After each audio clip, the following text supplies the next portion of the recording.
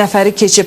İraq hökuməti Amerika Birləşmiş Ştatlarına İraq Şam İslam Dövləti silahlarına hərbi müdaxilə etmək üçün rəsmi müraciət edib.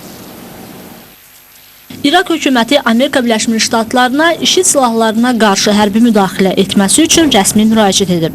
İraqın Xarici İşlər Naziri Xoşyar Zəbbari ölkədəki gərgin vəziyyətlə əlaqədar kömək istəmək üçün Ərəb ölkələrinin Xarici İşlər Nazirlərlə də görüşüb. Birləşmiş Ştatların isə İraqa hərbi müdaxilə edəcəyi real görünmür. Ölkənin Müdafiə Naziri Chuck Hagel'in açıqlamasında Amerikanın İraqın yardım istəyən əlini boş qaytaracağı açıq sezilib. Ölkədəki zorakılıqların qarşısını almaq məsuliyyəti İraq xalqının üzərinə düşür. İraqlılar özləri öz ölkələrini idarə etmək istəyirdilər. Buna görə Amerikanı günahlandırmaq doğru deyil. İraq hökuməti heç bir zaman sünni, şiə və kürdləri bir araya gətirə bilməyib.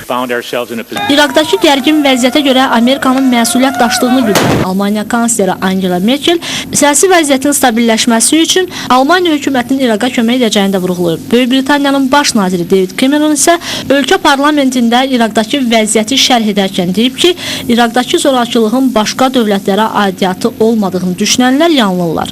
Orada baş verənlərin kökü kəsilməzsə, bugün İraqı cənginə alan təhlükə bütün dövlətlər üçün real olacaq.